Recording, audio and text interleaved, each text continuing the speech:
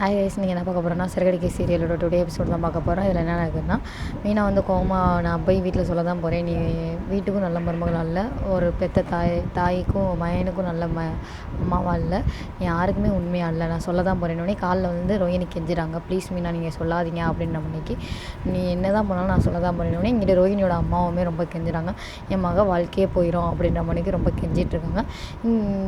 அதை பார்த்துட்டு மீனாக்கு என்ன செய்யன்னு தெரில. இங்கிட்டு கிறிஸுமே எங்கள் அம்மாவை எதுவும் சொல்லிடாதீங்க ப்ளீஸ் அப்படின்னு சொல்லிட்டு சொல்கிறாங்க. இங்கிட்டு வந்து அண்ணாமலை வந்து எங்கே தண்ணி எடுக்க போன மீனா ஒன்றும் ஆளக்கானா அப்படின்ற மாதிரி கேட்குறாங்க. உடனே விஜயா வந்து அவள் எந்த வேலையை உருப்படியாக செஞ்சுருக்கா அப்படின்ற மாதிரி பேசுகிறாங்க. உடனே ஸ்ருதி நான் போய் பார்த்துட்டு வரேன் அப்படின்ற மாதிரி கிளம்பும்போது, நீங்கள் 2 பேரும் போக வேணாம், விஜயா நீ போய் பார்த்துட்டு வா, ரோஹினியும் ஆளக்கானா மீனாவே ஆளக்கானா, நீ போய் பார்த்துட்டு வான்னு சொல்லிட்டு சொல்லவும், நானா அப்படின்னு சொல்லிட்டு நான் ரோஹினிக்காண்டி போகிறேன் அப்படின்னு சொல்லிட்டு கிளம்பிடுறா. இங்கிட்டு வந்து மீனா வந்து குடப்பானையை தூக்கிட்டு வந்து அப்படியே நின்றுட்டுருக்கவும் என்ன தண்ணியை எடுத்துகிட்டு வர எதுக்கு இவ்வளோ நேரம் இப்படியே எதுக்கு நின்றுட்டுருக்கா அப்படின்ற மாதிரி கேட்குறாங்க. இல்லை நேரம் ஆயிடுச்சு, அங்கே ஒரே கூட்டமாக இருந்ததுனால நேரம் ஆயிடுச்சுன்னே ரோஹினி எங்கே அப்படின்னோடனே ரோஹினி அங்கிட்டு வந்து நடந்து வராங்க. உடனே என்ன ரோஹினி ஒரு மாயாக இருக்குது அப்படின்ற மாதிரி சொல்லவும், இங்கிட்ட வந்து மீனா ஜாட மாடையாக பேசிகிட்டு இருக்காங்க. அது வந்து விஜயாவுக்கு ஒன்றும் புரியலை. என்ன இது ஒரு மாதிரி பேசுகிற, என்ன மீனா என்னாச்சு அப்படின்ற மாதிரி கேட்கும்.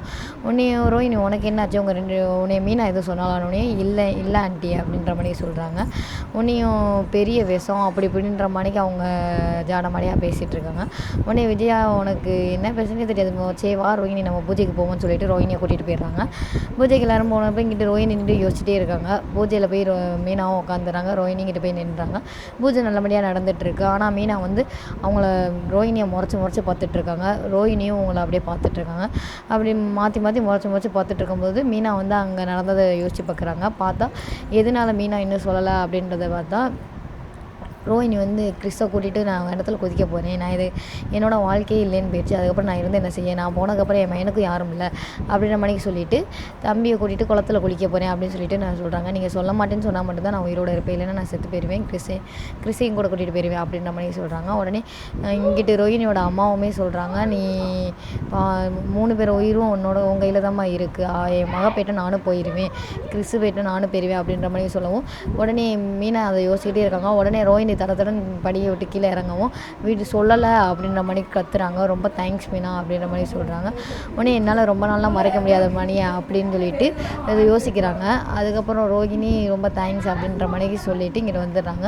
ரோஹினி ஒரு மாதிரி பதட்டமாகவே இருக்கிறத மனோஜ் பார்க்குறாரு. என்னாச்சு, ஏன் ஒரு மாதிரி பதட்டமாக இருக்கீங்க அப்படின்ற மாதிரி கேட்குறாரு. உடனே அதுக்கு ரோஹினி வந்து எனக்கு தலை வலிக்குது அப்படின்னு, இன்னும் கொஞ்சம் நேரத்தில் நம்ம வீட்டுக்கு போயிடலாம், அவ்வளோதான் பூஜை முடிய போகுது, கொஞ்சம் நேரத்தில் வீட்டுக்கு போயிடலாம் அப்படின்ற மாதிரி சொல்கிறாங்க. உடனே இதுக்கு சரி அப்படின்ற மாதிரி சொல்கிறாங்க. இங்கிட்டு பூஜை நல்லபடியாக முடிஞ்சிருது. அண்ணாமலை வந்து அவங்க அம்மா காலில் விழுந்து ஆசீர்வாதம் வாங்கிட்டு இருக்காங்க. இதே மாதிரி வருஷத்தில் ஒருக்க அந்த கோயிலுக்கு வரணும் அப்படின்ற மாதிரி சொல்லி எல்லாருமே ரொம்ப சந்தோஷமாக பேசிகிட்டு இருக்காங்க. உடனே அவங்க அம்மா சொல்கிறாங்க, எனக்கு பொம்பளை பிள்ளை இல்லைன்ற ஒரு கஷ்டம் இருந்துச்சு, ஆனால் இப்போ இல்லை, 3 மருமலுக்கு நல்லபடியாக அமைஞ்சிருக்காளுங்க அப்படின்ற மாதிரி சொல்கிறாங்க.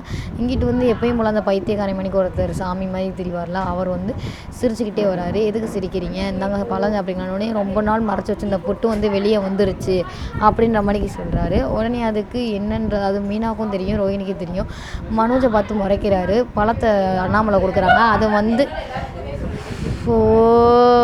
மனோஜில் வந்து இந்த பழம் உனக்கு தான் தேவைப்படும் அப்படின்ற மாதிரி கொடுக்குறாங்க. உடனே எல்லாருமே மனோஜ் கொடுக்குறத நினச்சி அப்படியே ஆச்சரியப்படுறாங்க, எதனால் மனோஜ் கொடுக்குறாங்க அப்படின்னு சொல்லிட்டு ரோஹினி பயத்தோடு பார்க்குறாங்க. மீனா அதை பற்றி யோசிச்சுட்டே இருக்காங்க. இங்கிட்டு வந்து ரோஹினியோட அம்மா வந்து அவங்க ஃப்ரெண்டுகிட்ட பேசிக்கிட்டே, ரொம்ப நாள் மீனாவால் மறைக்க முடியாது, மீனாலாம் அவ்வளோ நாள் மறைச்சிருக்க மாட்டா, குடும்பத்தில் போய் சொல்ல மாட்டா, முத்துட்டையும் போய் சொல்லி எப்படி மறைக்க போகிறான்னு தெரியல, இதுக்கு தான் நான் அப்போயே சொன்னேன் இவளை சொல்லுன்னு சொல்லிட்டு, ஆனால் அவள் சொல்ல மாட்டேன்ட்டா அப்படின்ற மாதிரி சொல்கிறாங்க. கிறிஸ் வந்து கேட்குறான், எதுக்கு மீனா ஆண்டி அம்மாவை அடித்தாங்க, அம்மா தப்பு பண்ணிட்டாங்களா அப்படின்ற மாதிரி கேட்குறாங்க. உடனே முத்து இந்த சைடு வராங்க, உங்களை பார்த்துறாங்க, என்கிட்ட மறைச்சிட்டிங்க பார்த்தீங்களா அப்படின்னு கேட்கவும், உடனே அவங்க அம்மாவுக்கு என்ன செய்யறதுன்னு தெரியல, வாங்க எங்கள் வீட்டுக்கு வாங்க சாப்பிட்டு போங்க, இங்கே தீபாவளி எதுவும் வந்திருக்கீங்களா அப்படின்ற மாதிரிக்கு கேட்கவும், அதுக்கப்புறம் தான் அவங்க அம்மாவுக்கு மனசாருது. இந்த மாதிரி இதோட இந்த எபிசோடு முடியுது. இந்த மாதிரி இன்ட்ரெஸ்டான வீடியோ பார்க்கறதுக்கு மறக்காமல் நம்ம சேனலை சப்ஸ்கிரைப் பண்ணிக்கோங்க. ஓகே, பாய், நெக்ஸ்ட் வீடியோவில் பார்ப்போம்.